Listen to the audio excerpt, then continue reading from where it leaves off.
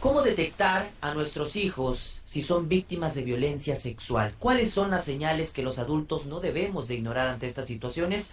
Del tema vamos a platicar con Rosario Alfaro. Ella es directora ejecutiva de Guardianes, una organización de la sociedad civil que se dedica a la prevención del maltrato y abuso sexual infantil y que además es integrante de la comunidad Alumbra. Rosario Alfaro, te saluda Iván Ventura.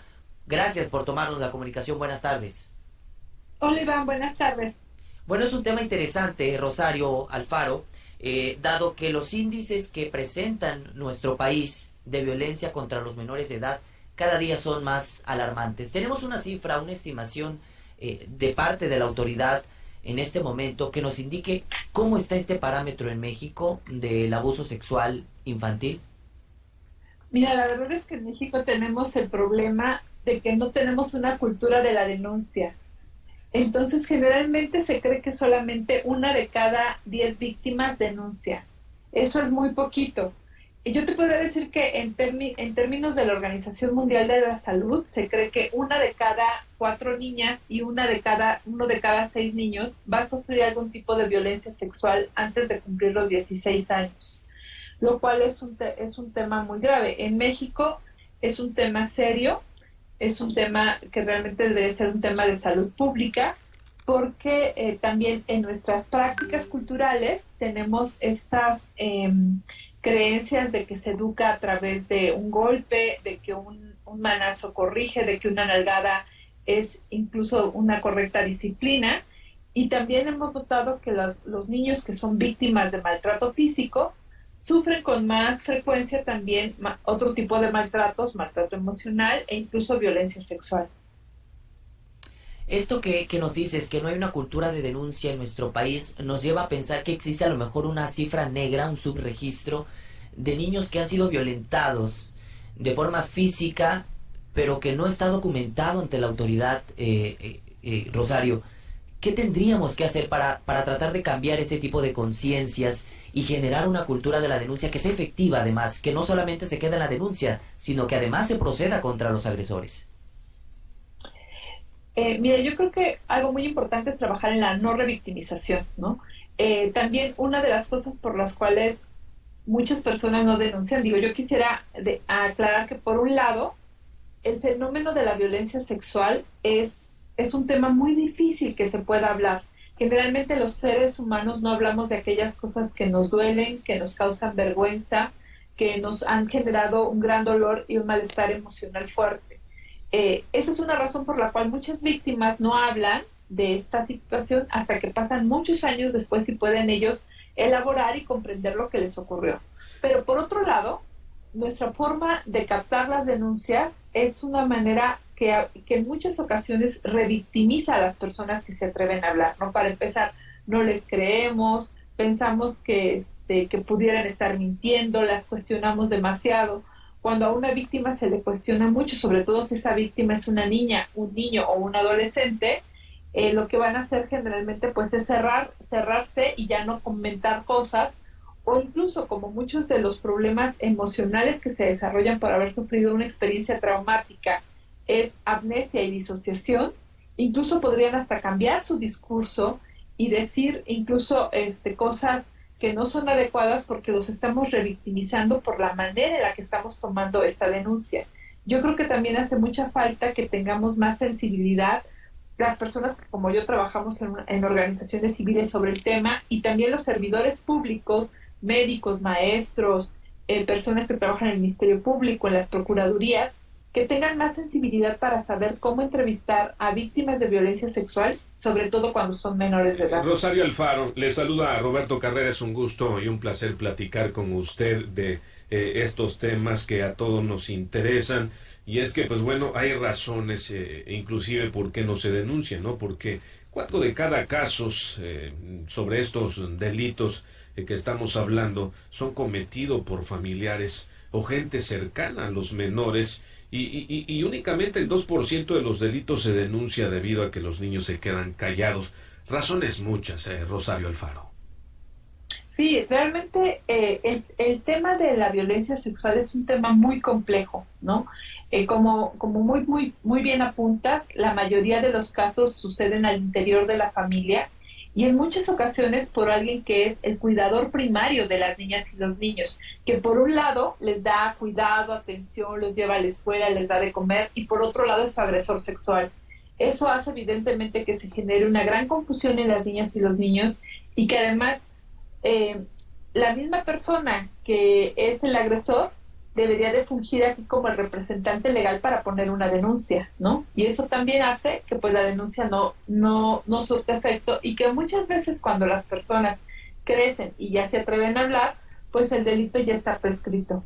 Y es alarmante porque también por ahí leíamos sobre la Organización para la Cooperación y el Desarrollo Económico, la OCDE, de que ha reportado cada año 5.4 millones de menores en el país, pues son víctimas de abuso sexual, que hay otro tipo de abusos también que son particularidades que habríamos que platicar, y un 60% de los casos el agresor es una persona, como ya mencionamos, parte de esta familia, que son padres, padrastros, tíos y vecinos, Rosario.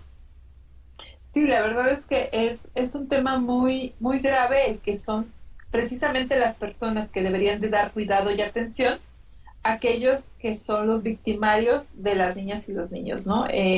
Generalmente es la figura paterna, el papá o el padrastro, abuelos, tíos, primos, hermanos mayores, los que abusan de las niñas y los niños. Rosario Alfaro, con esta cercanía que se tiene y con este riesgo latente de los familiares más cercanos, incluso de los padres, de los hermanos, de los tíos, ¿cómo podemos entonces identificar si un menor de edad ha sido víctima de abuso sexual? ¿Cuáles serían las características? Mira, la primera señal que nos debería de causar alarma es que hay un cambio drástico de comportamiento, ¿no? Generalmente las niñas y los niños empiezan a desarrollar apatía por actividades que antes les gustaban y que hacían con mucho gusto. También empiezan a tener trastornos de la alimentación, pueden comer de más o comer de menos, pueden generar bulimia o anorexia. Tienen también cambios drásticos en el sueño, esto es, pueden presentar insomnio o hipersomnia, dormir demasiado, tener terrores nocturnos, despertarse con muchas pesadillas durante la noche. Pueden también padecer eneuresis o encopresis, que es el nombre elegante para decir que vuelven a hacerse pipí o popó cuando ya habían podido controlar sus esfínteres. En muchas ocasiones también presentan bajo rendimiento escolar, aunque en algunos casos justamente los niños, para refugiarse de esta experiencia traumática, se vuelven mucho más hábiles en la escuela, ¿no? Uh-huh. Y entonces eso a veces hace que los niños pues sean menos, como ese es un síntoma que nos gusta, ¿no? Que los niños sean más estudiosos, pensamos que es algo correcto. Sí, ¿no? Ocultan el comportamiento, el sufrimiento, Rosario Alfaro, a través de esto último que has puntualizado, en el que sean mucho más hábiles en los temas de educación. Pero qué trágico y qué espantoso el que el hogar se convierta en la zona de mayor riesgo para los niños y niñas y jóvenes de México. De hecho, sí, y además, no solamente es que tengan al agresor, sino que en muchas ocasiones otros miembros de la familia que podrían ser la voz de las niñas y los niños no tengan este valor de poder parar el tema del abuso, de poder hacer una denuncia y de poder darle un alto al agresor. Claro, Rosario, y lo que también nos llama la atención es que la pandemia ha potencializado estas cuestiones. El confinamiento ha elevado los ataques contra los menores en este año y medio, casi 2 años que llevamos ya de la pandemia. Sí, eso realmente es una situación muy seria, porque al estar todos confinados en nuestra casa, pues esta situación se ha elevado mucho más. ¿En qué porcentaje, si tiene usted el dato, Rosario Alfaro, en qué porcentaje se ha elevado, si usted nos pudiera clarificar y darnos luz con respecto a esta incidencia tan penosa? Mira, nosotros, no puedo decirte en forma general porque este dato lo desconozco, pero te diría que el año pasado nosotros hicimos un estudio con adolescentes y descubrimos que más o menos entre el 50% de las y los adolescentes decían que esta situación se había elevado en sus casas, ¿no? Que además para muchos de ellos que tenían la violencia como algo normalizado, podían ahora detectar que estaba subiendo y que además ellos eran generalmente el blanco de la violencia en la casa. Uh-huh. Ahora, hay una lista más que pudiéramos agregar de esas nuevas realidades que tenemos en el mundo y en nuestro propio continente sobre los niños migrantes que también se han convertido en un sector muy vulnerable.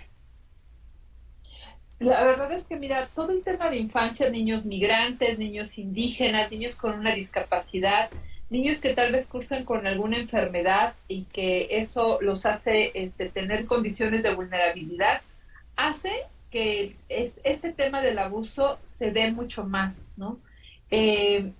Yo quisiera como hacer conscientes a todos de que no solamente tenemos que cuidar a nuestros propios hijos y a nuestras propias hijas. El cuidado de los niños es un trabajo de una comunidad y todos somos responsables de que niñas y niños tengan un sano desarrollo y puedan alcanzar su máximo potencial.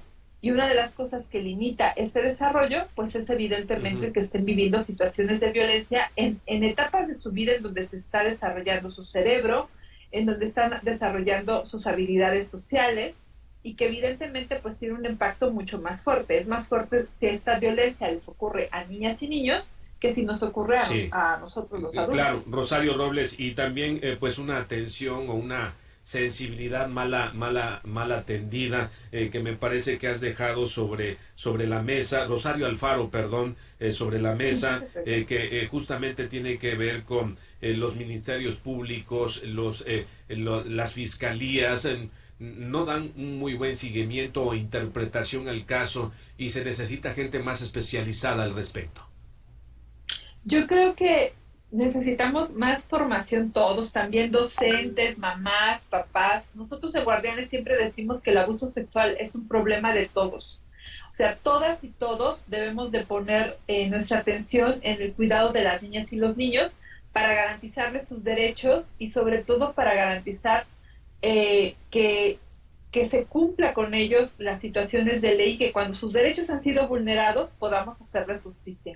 Claro, Rosario Alfaro, le agradecemos mucho en su calidad de directora ejecutiva de Guardianes, organización de la sociedad civil dedicada a la prevención del maltrato y abuso sexual infantil e integrante de la comunidad Alumbra, esta plática. Y yo le pediría de favor, Rosario Alfaro, si nos permite seguir platicando de forma continua y darle seguimiento pues a esta situación que envilece, que ensucia el desarrollo de los niños de nuestro país, que quedan marcados para siempre.